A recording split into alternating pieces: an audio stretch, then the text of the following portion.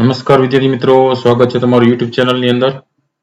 ધોરણ 10 ની અંદર ગુજરાતી વિષયમાં જે અલગ અલગ વિડીયોઝ જોઈએ છે આપણે સ્વાધ્યાય પોથીના, એમાં આજે આપણે પાઠ 18મો છે ભૂખથી ભૂંડી ભીખ.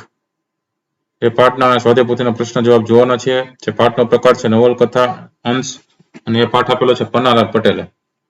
સ્વાધ્યાય પોથીમાં ઘણા બધા પાઠ અને કાવ્યો તમને ઉપયોગી થાય એવા પરીક્ષામાં પૂછાતા હોય છે પ્રશ્નો. ન જોયો તો વિડીયો સુપર ચેનલમાં વિડીયો સેક્શનની બાજુમાં પ્લેલિસ્ટ છે, એમાં જઈને જોઈ લેજો. ઓનલાઈન પરીક્ષા માટે ખૂબ જ ઉપયોગી થશે. ધોરણ 10 ના બીજા પણ ઘણા બધા વિષયના વિડીયોઝ મુકાઈ ગયા છે, એ પણ તમે જોજો, તમારા જ્ઞાનમાં વધારો થશે. બરાબર, પરીક્ષાલક્ષી પ્રશ્નોમાંથી પૂછાતા હોય છે. શરૂઆત કરીએ વિભાગ A થી પ્રશ્નોની. એમાં પહેલો પ્રશ્ન છે, નીચેના દરેક પ્રશ્નના એક વાક્યમાં ઉત્તર લખો. પહેલું છે, અનાજ ખૂટ્યું ત્યારે 2 મણ મેણા કોદરા વાણિયાને શું કહીને લીધેલા? નો જવાબ છે, અનાજ ખૂટ્યું ત્યારે 2 મણ મેણા કોદરા વાણિયાને બીજું નહીં માગું શેઠ કહીને લીધેલા. બીજું છે, વૈશાખ જેઠના તડકાએ આ અષાઢિયા તાપ આગળ કેવા હતા? નો જવાબ છે, વૈશાખ જેઠના તડકાએ આ અષાઢિયા તાપ આગળ તરણા જેવા તુચ્છ હતા. ત્રીજું છે, ડેગડિયાની વતની સુંદરજી શેઠ દુકાળ પડવાનું કયું કારણ માનતા હતા?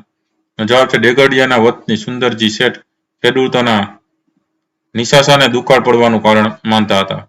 ચોથું છે, દુકાળમાં લોકોને કોણે મદદ કરી? તેનો જવાબ છે, દુકાળના વખતમાં લોકોને ડેગડિયાના મહાજને મદદ કરી. પાંચમું છે, મહાજને કોઠારમાંથી શું કાઢી આપવાનું કબૂલ કર્યું? જવાબ છે, મહાજને કોઠારમાંથી ધાન કાઢી આપવાનું કબૂલ કર્યું. છઠ્ઠું છે, કાળુ કઈ શરતે રાજુ સાથે સદાવ્રતમાં જવા તૈયાર થયો? જવાબ છે, પોતે સદાવ્રતમાં આવશે પણ હાથ લાંબો કરશે નહીં, એ શરતે રાજુ સાથે કાળુએ જવા તૈયારી બતાવી. સાતમું છે, 2 છોકરા તેમજ રાજુને ધાન લેવા ઉભા રાખીને કાળુ શા માટે પાછો વળી ગયો? જવાબ છે, કાળુ ધર્માદુ ખાવાનું પસંદ કરતો ન હતો, તેથી તે 2 છોકરા તેમજ રાજુને ધાન લેવા ઉભા રાખીને પાછો વળી ગયો. આઠમું છે, કાળુને પાછો વળતા જોઈને સિપાહીએ તેનું અપમાન કરતા શું કહ્યું? જવાબ છે, કાળુને પાછો વળતા જોઈને સિપાહીએ તેનું અપમાન કરતા કહ્યું, એ ડુંડિયા ક્યાં જાય છે એમ? પ્રશ્નાર્થ ચિહ્ન. નવમું છે, કાળુને કોની મોટાઈ જોઈને પોતાના વિચારો બાલિશ કરવા લાગવા માંડ્યા? જવાબ છે, કાળુને સુંદરજી શેઠની મોટાઈ જોઈને પોતાના વિચારો બાલિશ લાગવા માંડ્યા. 10મું છે, કાળુ અને રાજુ ભૂંડામાં ભૂંડી બાબત કોને કહે છે? જવાબ છે, કાળુ અને રાજુ ભૂંડામાં ભૂંડી બાબત ભીખને કહે છે. 11મું છે, અહેસાન માનવાના શબ્દો ન સૂઝતા સુંદરજી શેઠને કાળુ શું કરીને ચાલતો થયો? જવાબ છે, અહેસાન માનવામાં શબ્દો ન સૂઝતા સુંદરજી શેઠને કાળુ જય શ્રી કૃષ્ણ કરીને ચાલતો થયો. 12મું છે, કાળુની દ્રષ્ટિએ ભીખ કોને ઓગાળી નાખે છે? જવાબ છે, કાળુની દ્રષ્ટિએ ભીખ ગુમાન અને આત્માને ઓગાળી નાખે છે, પાણી કરી દે છે. 13મું છે, લો તો હેંડો છાનામાના એમ રાજુએ કાળુને કહ્યું પછી કાળુ કોની જેમ આગળ થઈ ગયો? જવાબ છે, લો હેંડો છાનામાના એમ રાજુએ કાળુને કહ્યું પછી કાળુ આજ્ઞાંકિત પુત્રની જેમ આગળ થઈ ગયો. 14મું છે, કાળુની આંખમાંથી ડબડબ કરતા આંસુ કોને જોઈને સરી પડ્યા? જવાબ છે, પોતાના બાંધવોની ભિખારીઓ જેવી હાલત જોઈને કાળુની આંખમાંથી ડબડબ કરતા આંસુ સરી પડ્યા. 15મું છે, ભૂખથી ભૂંડી ભીખ કૃતિ લેખકની કઈ વિખ્યાત નવલકથાનો અંશ છે? જવાબ છે, ભૂખથી ભૂંડી ભીખ કૃતિ લેખકની માનવીની ભવાઈ જેવી વિખ્યાત નવલકથાનો અંશ છે. પછી આવે છે પ્રશ્ન નંબર 2. નીચેના પ્રશ્નના 3-4 વાક્યોમાં ઉત્તર લખો. પહેલું, ડેગડિયાના મહાજનને સુંદરજી શેઠે શી સલાહ આપી? જવાબ છે, ડેગડિયાના મહાજનને સુંદરજી શેઠે એ સલાહ આપી કે વરસાદ નહીં આવે તો આપણામાંથી જેની પાસે ધાન હશે એ નથી જીવવાના, ને વરસાદ આવશે તો આ જ માનવી એકનું અનેક ગણું પોકવી આપવાના છે, આપણે કઈ હળ આંકવાના નથી. બીજું છે, સુંદરજી શેઠ વિશે 5 વાક્યો લખો. જવાબ લખી શકે કે સુંદરજી શેઠ ડેગડિયા ગામના મહાજન હતા. તેમનો પોશાક હતો સફેદ ધોતિયું, અંગરખું, માથે સોનેરી તલાવાળી પાઘડી અને ગળે દુપટ્ટો. શેઠ સ્વભાવના ઉદાર હતા અને મોટા ગજાના હતા. કાળુએ જ્યારે ધર્માંધુ અનાજ લેવાની ના પાડી હતી ત્યારે એનું સોમાન સચવાય એ દ્રષ્ટિએ ઓટલા સાફ કરવાનું તેમજ ગાદી તકિયા પાથરવાનું કામ સોંપ્યું. ઉપરાંત કાળુને સૂચન કર્યું, તમારું છે ને, તમને આપીએ છીએ, ભાઈ ધર્માદા જેવું એમાં કાંઈ નથી. ત્રીજો પ્રશ્ન છે, સદાવ્રતમાં અનાજ લેવા કોણ કોણ ઊભા હતા? અને જવાબ છે, સદાવ્રતમાં ઉભેલા માણસોમાં કાળુની આંખે એવા માણસો નજરે ચડ્યા, જેમણે ખડામાંથી ઊંચકાય એટલા દાણા એટલા ઘણા બ્રાહ્મણોને દાન કરેલા. જેમના ઘરમાં એક સમય પુષ્કળ ધાન હતું, એવા પણ ત્યાં ઊભા હતા. નાની સરખી લૂંટફાટને શરમ માનનારાઓને ભાઈનું દીધેલું ન લેનારો પણ આજે કંગાળ બનીને કતારમાં ઊભો હતો. ચોથો પ્રશ્ન, બાવાના બે બગડિયા એમ કાળુ શા માટે કહે છે? જવાબ છે, તમારું છે ને તમને આપીએ છીએ, એમાં ધર્માદા જેવું કંઈ જ નથી.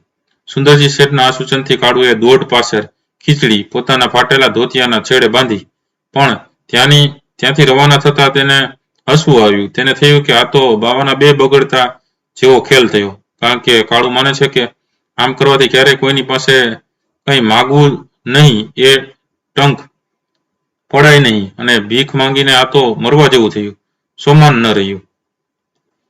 ત્રીજો પ્રશ્ન છે, નીચેના પ્રશ્નના 10 પર વાક્યમાં મુદ્દાસર ઉત્તર લખો. જેમાં પહેલો પ્રશ્ન છે, ભૂખથી ભૂંડી ભીખ વાર્તાને આધારે દુકાળની ભયાનકતા તમારા શબ્દોમાં લખો. જવાબ લખી શકે કે 12 માસથી વરસાદ વરસ્યો ન હતો. મેઘરાજા જાણે રૂઠ્યા હતા. પરિણામે ધરતી પર ચારે બાજુ વનમાં, ખેતરોમાં, બજારોમાં, શેરીઓમાં જ્યાં જુઓ ત્યાં માનવીના હાડપિંજર સમા મૃતદેહો પડ્યા હતા. તેમના સ્વજનોની આંખમાં સ્વજન ગુમાવ્યાની ભીનાશ હતી. પણ મોટો પ્રશ્ન એ હતો કે આટલા બધા શબને દાટવા ક્યાં, બાળવા ક્યાં? ભૂખ્યા માનવીઓના હાડમાં જ ગાળી નાખ્યા હતા. ડેગડિયાના મહાજને કોઠારમાંથી સૌને અનાજ આપવાનું શરૂ કર્યું, પણ દરેકને ભાગે આવતી દોઢ પાસેર ખીચડીથી પેટ ક્યાંથી ભરાય? તેમ છતાં જે કંઈ મળે તે લેવા કતારમાં ઉભેલા અર્ધનગ્ન હંડપિંજર થઈ ગયેલા માણસોની સ્થિતિ દયાજનક હતી. આ માણસો પાસે પહેરવા પૂરતા કપડાં નહોતા. આ દુકાળે લોકોના બે હાલ કરી મૂક્યા હતા. આ દયનીય પરિસ્થિતિ જોઈને કાળુએ કહ્યું, ભૂંડીમાં ભૂંડી ભૂખ નહીં, પણ ભૂખથી ભૂંડી ભીખ છે. કાળુનું આ વિધાન તે સમયની દુકાળની ભયાનક પરિસ્થિતિનો કરુણ ચિતાર આપે છે. ત્યાર પછી આવે છે બીજો પ્રશ્ન, રાજુની મનોવ્યથા વિશે ટૂંક નોંધ લખો. જવાબ લખી શકીએ કે દુકાળની ભીષણતાથી ગામના સૌ દુઃખી અને પરેશાન હતા, પણ રાજુની મનોવ્યથામાં કરુણા અને લાચારી વિશેષ હતી. એક તરફ સોમાની કાળુને સમજાવવાનો, તો બીજી તરફ ગમે કે ન ગમે બાળકોના પેટ માટે ભીખ માંગવા જવાનો. એણે તો વાસ્તવિકતા સ્વીકારી લીધી હતી, પણ આ પરિસ્થિતિમાં ભીખ માંગવામાં શરમ શાની? એ કાળુને સમજાવવું તેના માટે મુશ્કેલ હતું. એ માટે તે કાળુ પાસે ઘર કરે છે. પોતાને કારણે કાળુ ભૂખે મરી એનાથી જીરવાતું નથી. આથી મને તમારે મારી નાખવી છે એમ કહીને કાળુને પોતાની સાથે આવવા મજબૂર કરે છે. રાજુ પણ જાણે છે કે દોઢ પાસેર ખીચડીથી કાંઈ વળવાનું નથી, એટલે આજે હાથ ધરવાનો એક દોઢ પાસેર ખીચડી માટે. ધીક પડ્યો એ અવતારને ધીક પડ્યું એ જીવવું, તથા આપણું કપાળે કાણું છે ને આ ખોબોય કાણો નીકળ્યો. કાળુને આ બબડાટ રાજુથી સહન થતો નથી, છતાં તે ચીડાઈને કાળુને ઠપકો આપતા કહે છે કે ડાકણ ભૂખ નથી, પણ ડાકણ ચિંતા છે. માનવીના કાળજાને ખોતરી ખાય કાળુના આ શબ્દો. આપણા ગુમાનાને આત્માને ઓગાળી નાખે છે, પાણી કરી દે છે. રાજુને બેચેન કરી મૂકે છે. કાળુને ધમકાવી તેનું બાવડું ઝાલીને હડસેલથી છાનામાના ઘરે હેંડો એમ કહેતી રાજુનો અવાજ ઢીલો પડી જાય છે. આમ એક તરફ ભૂખની પીડા અને બીજી તરફ આ હાલતમાં કાળુને સાચવવાની ચિંતાથી ઘેરાયેલી રાજુની આ મનોવ્યથા ખરેખર હૃદયને વીંધી નાખે છે. ત્યાર પછી આવે છે વિભાગ સી ના આધારે પ્રશ્નના જવાબો. ભાગ્ય પ્રમાણે ઉત્તર લખો. જેમાં પ્રશ્ન છે આપેલા વિકલ્પમાંથી સાચો વિકલ્પ પસંદ કરીને ઉત્તર લખો. જેમાં પહેલો પ્રશ્ન છે નીચેના શબ્દોની સાચી જોડણી શોધીને લખો. નિશાસો, તો અશ્વ, છે સસલાનો છે નિશાસો. પછી ક્ષિતિજ છે, તો સી ને તી છે એ હસવું આવશે ક્ષિતિજ. પછી ખાતરી, બરોબર, ખાતરી રી દીર્ઘ. પછી હાડપિંજર છે, તો હાડ પી અશ્વ અનુસ્વાર આવશે ઉપર હાડપિંજર. પછી જબરદસ્તી, તો જબર દ પછી સ અડધો ને તી દીર્ઘ જબરદસ્તી. પછી ગાદી તકિયા, તો ગાદી દી દીર્ઘ તકિયામાં કી છે એ હસવું આવશે ગાદી તકિયા. બીજો પ્રશ્ન, નીચેના શબ્દોની સાચી સંધિ જોડો. તો પૃથુવત એટલે પૃથ્વી ને આજ્ઞાવત અંકિત એટલે આજ્ઞાંકિત. ત્રીજો પ્રશ્ન, નીચેના શબ્દના સમાસ ઓળખાવો. સદભાગ્ય કર્મધાર્ય સમાસ, રણછોડ ઉપપદ સમાસ, પછી અસહ્ય બહુવ્રીહી સમાસ, મેઘરાજ કર્મધાર્ય સમાસ, હવાલદાર ઉપપદ સમાસ, 12 માસ એટલે દ્વિગુ સમાસ, પછી નામ નિશાન એટલે દ્વંદ્વ સમાસ, અર્ધનગ્ન એટલે કર્મધાર્ય સમાસ. ચોથો પ્રશ્ન, નીચેના શબ્દોમાં કયો પ્રત્યય રહેલો છે તે લખવાનું છે. તો અદેખાય છે એ પૂર્વ પ્રત્યય અથવા પર પ્રત્યય છે. પાછળ છે પૂર્વ પ્રત્યય, પાલનહાર પર પ્રત્યય, આવનાર પર પ્રત્યય. પાંચમો પ્રશ્ન, નીચેના શબ્દોના સમાનાર્થી શબ્દ લખવાના છે. અદેખાય એટલે કે ઈર્ષ્યા, કતાર એટલે હાર, ટેક એટલે પ્રતિજ્ઞા, સોગન એટલે કસમ, આભલું એટલે આકાશ, રાહત એટલે નિરાત. છઠ્ઠો પ્રશ્ન, નીચેના સંજ્ઞાઓના પ્રકાર લખવાના છે. ઠપકો એ ભાવવાચક સંજ્ઞા, ટોળું સમૂહવાચક સંજ્ઞા, ઢગલો સમૂહવાચક સંજ્ઞા, કાળું એ નામ છે એટલે વ્યક્તિવાચક સંજ્ઞા, વૈશાખ વ્યક્તિવાચક સંજ્ઞા, અનાજ જાતિવાચક સંજ્ઞા. સાતમો પ્રશ્ન, નીચેના વાક્યમાંના અલંકારના પ્રકાર લખવાના છે. પેલું છે, આપણું તો કપાળે કાળું છે અને આ ખોબોય કાણો નીકળ્યો, એમાં આવશે યમક અલંકાર. બીજું છે, મનેક જેવા મનેક નહીં કપરો કાળ આવ્યો છે, તો એમાં આવશે અનન્વય અલંકાર. ત્રીજું છે, કાળું જાણે આંખનો પાટો અને તે જાણે મરચાનો હતો, એમાં આવશે ઉત્પ્રેક્ષા અલંકાર.